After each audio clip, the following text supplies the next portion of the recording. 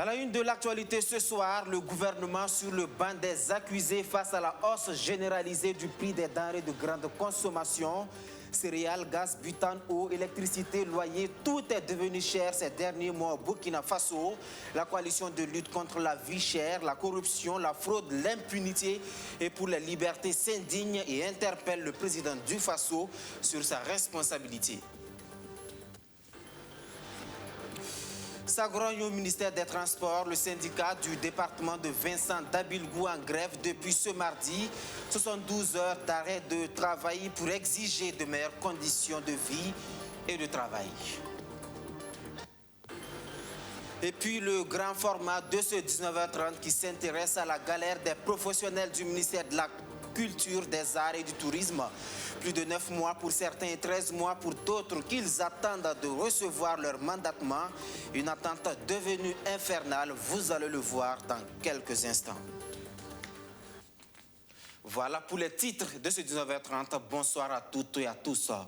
Ils étaient 4, 2 Espagnols notamment, un journaliste et un photographe, un Irlandais et un agent des forces de défense et de sécurité burkinabé à être enlevés lundi par des terroristes. C'était au cours d'une excursion. L'équipe est tombée sur une position tenue par des terroristes qui ont immédiatement ouvert le feu sur l'axe Fadangourma dans la région de l'Est. Les dernières informations sur le bilan humain de l'incident est de 3 blessés et au moins 2 morts qui ne sont autres que les journalistes espagnols. Les 2 autres sont toujours portés et disparus. Contre la flambée des prix des produits de grande consommation, la CCVC s'insurge. La coalition de lutte contre la vie chère, la corruption, la fraude, l'impunité et pour les libertés a procédé auparavant à des relevés des prix dans les boutiques et les marchés de plusieurs arrondissements de Ouagadougou. Le constat est implacable. Il est pratiquement hausse à tous les niveaux. Produits de grande consommation, mais aussi des services comme l'ONEA, la Sonabel et la location des habitats, tous sont épinglés par la CCVC qui appelle le chef de l'État himself à se saisir de la situation. Hervé Dapa. C'est un véritable réquisitoire que la coordination des CCVC de la ville de Ouagadougou dresse contre le gouvernement. Motif principal de l'accusation, l'augmentation généralisée des prix des produits de grande consommation. Il y a d'abord les denrées alimentaires, riz, maïs, mil, sorgho, sucre, haricots, huile. La CCVC dénonce des hausses de prix parfois assez nettes, intervenues en l'espace de quelques mois seulement. En décembre 2020 à Pissy, le sac de maïs de 5 kg coûtait 15 000 francs. En mars 2021, il est passé à 17 500. Actuellement, il est de 19 000, soit une hausse de 4 000 francs en l'espace de 4 mois et demi. Un constat d'inflation appuyé par les chiffres de l'indice harmonisé des prix à la consommation du mois de mars est publié mi-avril par l'INSD. Le rapport de l'IHPC révèle une augmentation de 0,6% en 2 mois entre février et mars 2021 et de 2,5% en 1 an entre mars 2020 et mars 2021. Des chiffres qui doublent quasiment sur les mêmes périodes quand il s'agit des produits alimentaires. L'IHPC affiche 1,2% d'augmentation en 2 mois et 5,8% en 1 année. Et il n'y a pas que les produits alimentaires, l'eau, l'électricité, le gaz, le logement, tous ont connu une augmentation des prix et deviennent de plus en plus inaccessibles pour les plus modestes, dénonce encore la CCVC avant d'en tirer les conséquences. C'est pourquoi la coordination des CCVC de la ville de Ouagadougou, fidèle à son engagement de lutter contre la vie chère, la corruption, la fraude, l'impunité et pour les libertés, dénonce la politique antisociale du gouvernement MPP et alliés, interpelle le gouvernement MPP et alliés sur la question cruciale qu'est la flambée des prix des produits de grande consommation, la vie chère en général. Cette exacerbation de la vie chère est due principalement à 2 décisions du gouvernement, l'augmentation du prix des hydrocarbures et celle de la bouteille de gaz butane de 12,5 kg. Dans le même registre de lutte pour une amélioration des conditions de vie, les travailleurs du ministère des Transports se mobilisent. Ils ont élu domicile pour 3 jours à la Bourse du Travail pour exiger la satisfaction de leur plateforme revendicative en 13 points. Écoutons leur porte-parole, Boukari Savadogo. Il faut dire que dans la plateforme, il y a 13 points qui sont inscrits. Et le premier est relatif au respect des libertés syndicales. Et vous êtes au courant que depuis un certain temps, nous constatons une remise en cause des libertés syndicales. Donc on a mis ce point pour demander au gouvernement de continuer à respecter les libertés syndicales. Le second point est relatif aux contractuels. Et vous avez souvenance que lors du conseil du ministre du 10 mars, le conseil des ministres a autorisé l'intégration des contractuels. Il faut rappeler que nous avons des contractuels au sein de la DGTM qui étaient payés dans le fonds d'équipement. Il faut dire sur des prétendues réformes, et on a supprimé ce fonds d'équipement-là. Donc du coup, ces contractuels-là ne sont plus payés. Donc comme le gouvernement a autorisé leur intégration, nous on demande à ce que le gouvernement diligente, parce que ce n'est pas facile, depuis un certain temps, ce sont des contractuels qui n'ont plus de revenus.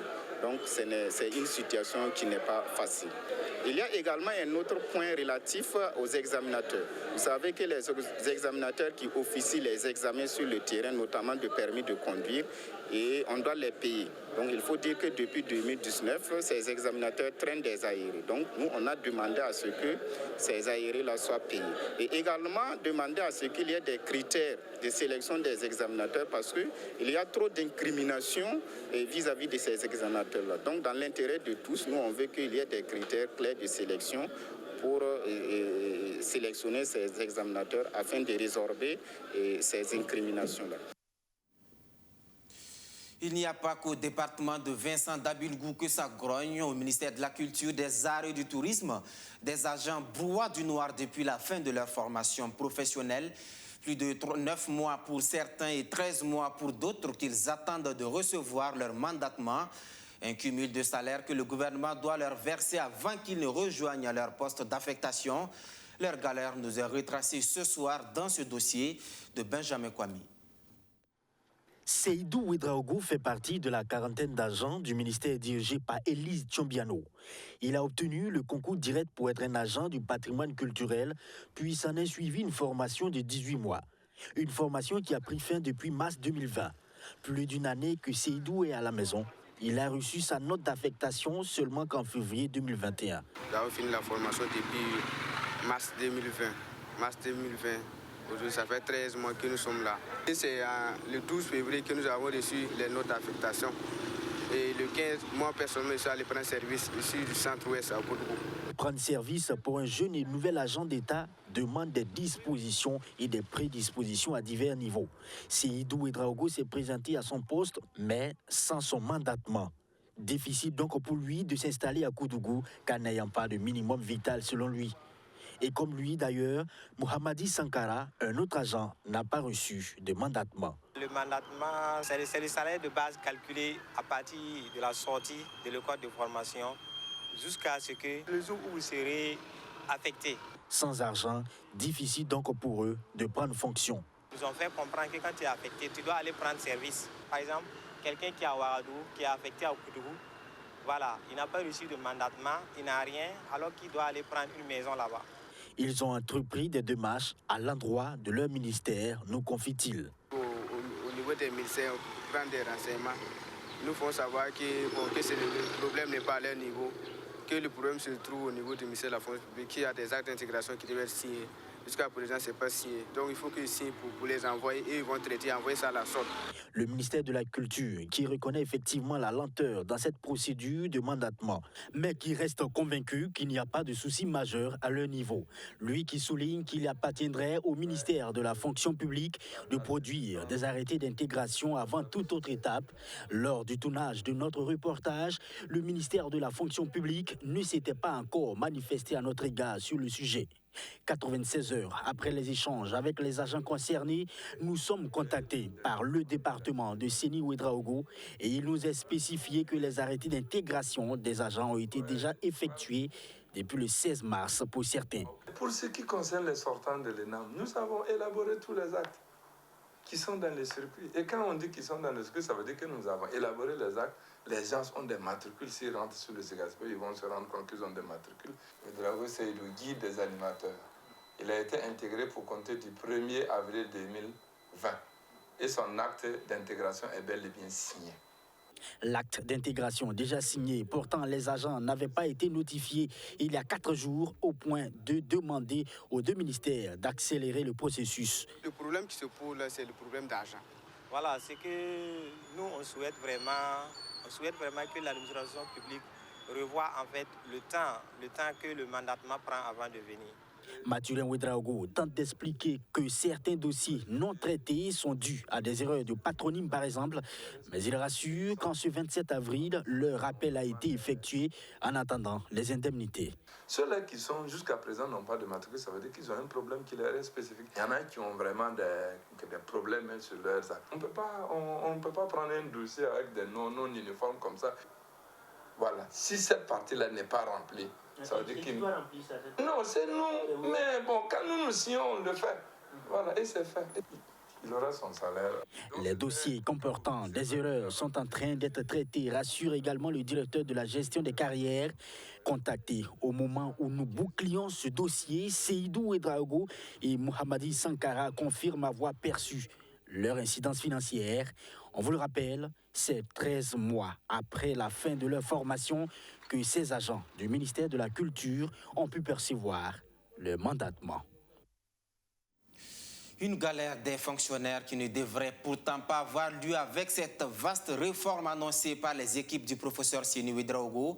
Le ministère de la fonction publique qui est dans une dynamique de modernisation de l'administration publique. Où en sommes-nous justement avec la stratégie de mise en œuvre? Eh bien, c'est à cette question que la première session ordinaire 2021 du comité de pilotage de la modernisation de l'administration publique et de la bonne gouvernance a tenté de répondre ce mardi. Kader Kondé et Sandrine Zougouri. Grâce au programme de modernisation de l'administration publique PEMAP, la fonction publique et plusieurs autres ministères ont pu mettre en place une administration stricte afin de répondre aux exigences de qualité du service public. Pour ce qui est de la fonction publique, le programme a accéléré l'organisation du e-concours et contribué à l'intégration des nouveaux fonctionnaires. L'accompagnement du PEMAP à la mise en œuvre de e-concours. E-concours aujourd'hui, c'est cet outil-là qui permet à l'ensemble des candidats au concours de la fonction publique de rester chez eux, de pouvoir déposer les candidatures en ligne. Les corrections sont maintenant automatiques et à partir de la session de 2020, nous avons commencé les compositions électroniques.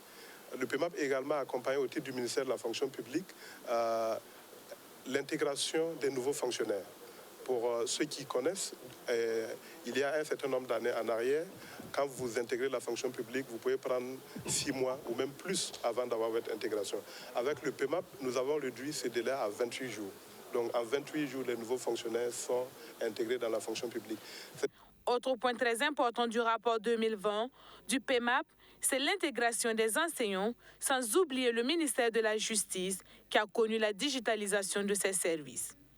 Aujourd'hui, nous sommes passés au début du programme à environ 40%, et à la fin du programme à 75% d'écoles primaires publiques qui atteint 700 heures d'enseignement dans l'année. Donc c'est une performance remarquable à souligner. Toujours en matière d'enseignement, nous avons fait en sorte que les écoles primaires publiques reçoivent au moins 2 visites des encadreurs pédagogiques. Et ce taux est passé de 25% à 76% à la fin du programme. En matière de justice, nous avons fait en sorte que les lois les plus utilisées et les décisions du Conseil d'État puissent être mises en ligne pour que ça soit accessible à l'ensemble de la population. Donc, ce sont entre autres des résultats très satisfaisants auxquels nous avons parvenu. Les acquis sont certes assez essentiels, mais quelques efforts restent à fournir en termes de gestion des ressources humaines. En termes d'insuffisance, le rapport élève par exemple qu'on a une faible mise en œuvre des recommandations issues des corps de contrôle, voilà, notamment des enquêtes parlementaires sur le foncier ou encore dans le domaine des mines il y a aussi une insuffisance majeure relative, par exemple, au faible taux de transfert de compétences et de ressources au niveau des collectivités territoriales. Et comme insuffisance aussi, on a, par exemple, une dispersion géographique des structures administratives qui ne permet pas le rapprochement des administrés, donc de l'administration. À cette session ordinaire 2021 du comité de pilotage de la modernisation de l'administration et de la bonne gouvernance, les acteurs ont affiché leur optimisme quant à la transformation qualitative d'une administration publique au service des usagers d'ici 2025. Un objectif qui fait partie du chantier 3 du programme présidentiel 2021.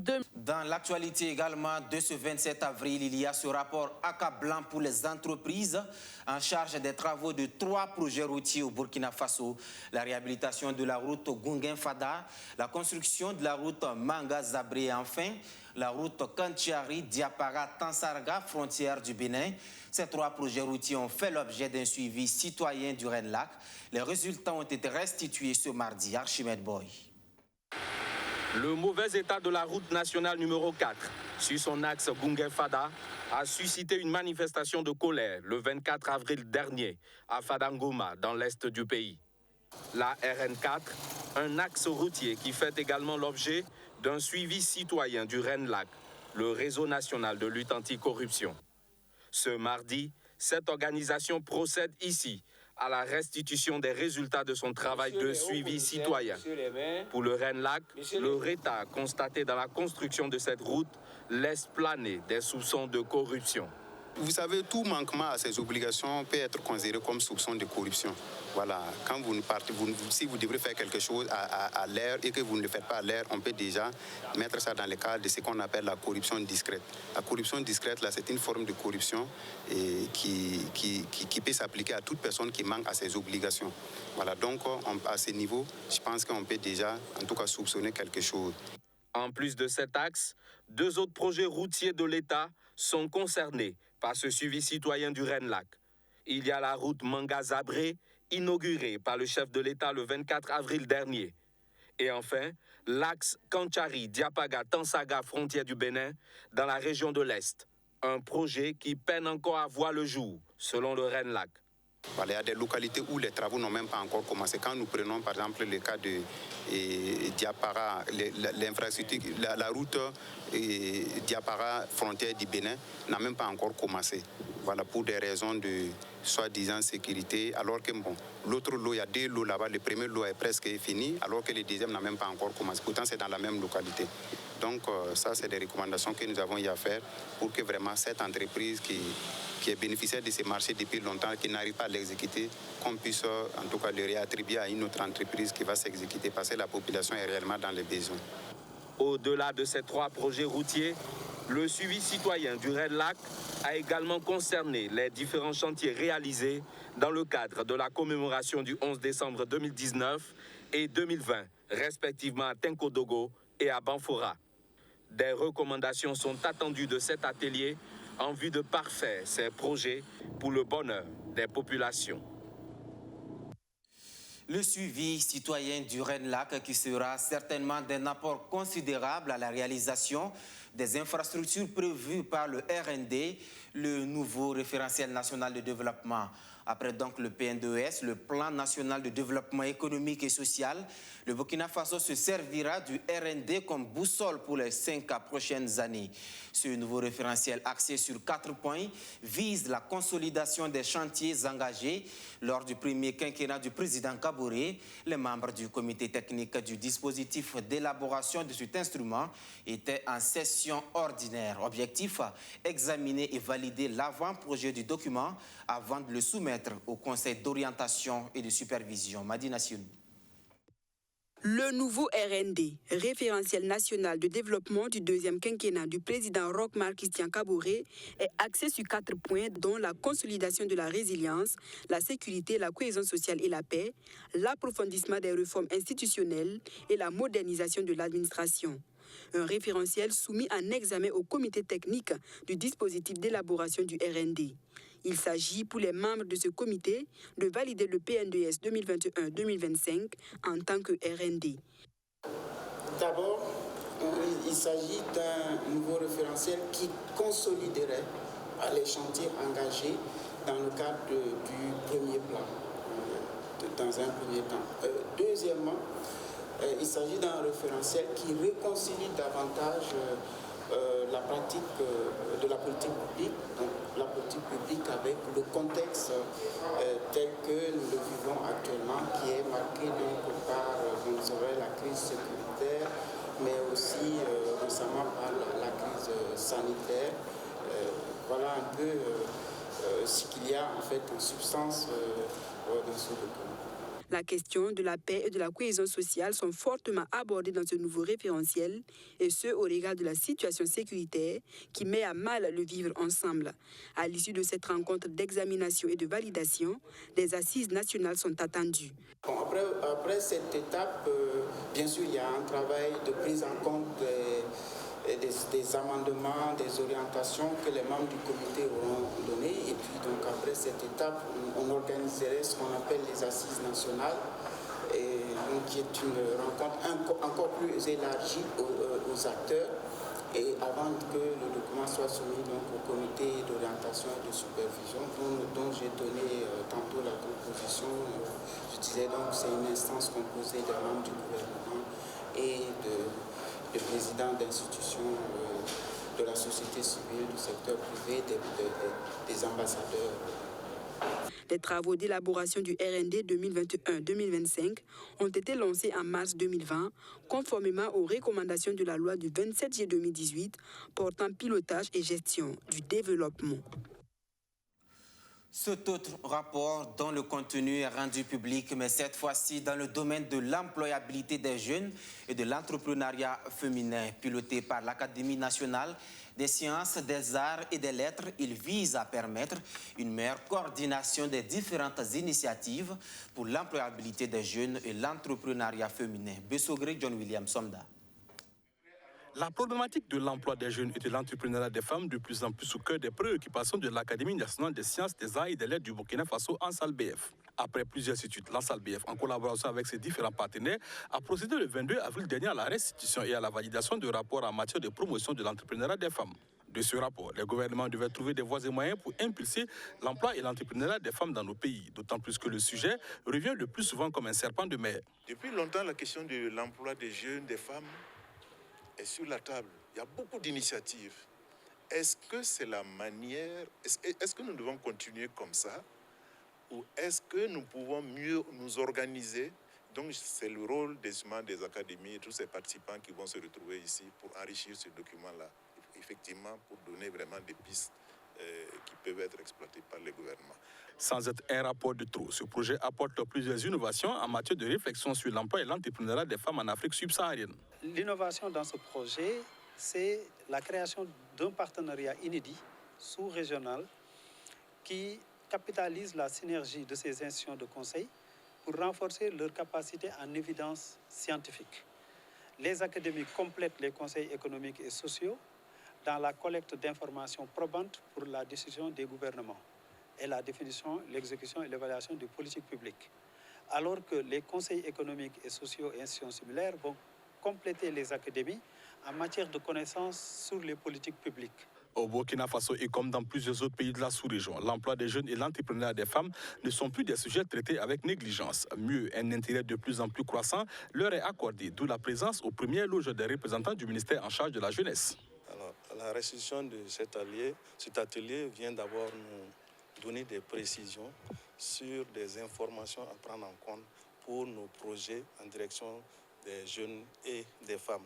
Et à ce titre, pour notre ministère de la Jeunesse, ou pour le ministère de la Femme, ou encore pour les autres ministères, donc MENA, MERESI, Commerce, etc., cet atelier est très important parce qu'il permet d'avoir des informations qui nous permettent de préciser nos projets et programmes afin de mieux atteindre nos cibles pour nos secteurs. Organisé sous le thème « Promotion du conseil scientifique au gouvernement en matière de création d'emplois et d'entrepreneuriat des femmes », cet atelier a vu la participation d'experts et de chercheurs venus de plusieurs pays dont le Bénin, le Cameroun, le Mali, le Sénégal et le Togo. À la suite du Burkina Faso, les autres pays participants procéderont dans les semaines à venir à la restitution et à la validation de leurs rapports. Culture, sport et loisirs dans nos institutions d'enseignement supérieur, gage de cohésion sociale. C'est sous ce thème que les activités culturelles et sportives des universités du Burkina Faso ont débuté. L'édition 2021 a été lancée à Bobo Dioulasso. L'initiative du CENU, le Centre national des œuvres universitaires, vise à magnifier la culture burkinabé, mais aussi mettre en valeur les étudiants, artistes ou sportifs. Majid Bakouan. C'est parti pour les activités culturelles et sportives édition 2020-2021 des universités du Burkina Faso. Cette édition, lancée ici à la cité universitaire de Bobo Dioulasso, est ponctuée par des prestations d'artistes, un défilé des régions universitaires du Burkina Faso et un match de football qui a opposé l'université Nazibouni à celle de Douro. L'initiative est du CENU, le Centre national des œuvres universitaires. Toutes les universités du Burkina Faso, publiques comme privées, sont au rendez-vous pour magnifier justement la culture, pour que aussi ces jeunes soient de véritables talents, parce que c'est nous, j'allais dire le ministère, œuvre pour qu'il y ait un statut particulier pour les artistes et pour, j'allais dire, les sportifs étudiants. Pour le ministre en charge des sports, cette initiative arrive à point nommé car elle devra permettre aux différentes universités de se préparer pour l'USUBF qui sera lancé bientôt.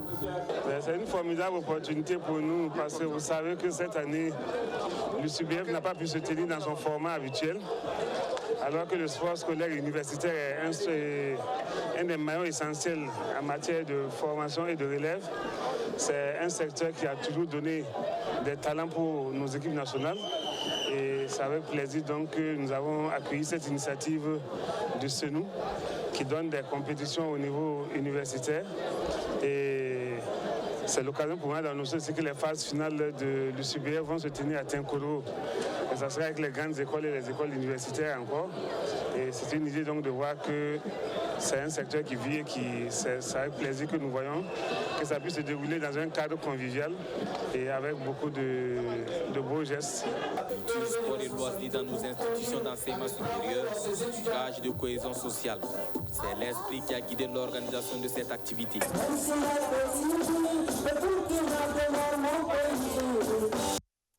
Voilà qui met fin à cette édition. Merci à tous de l'avoir suivi.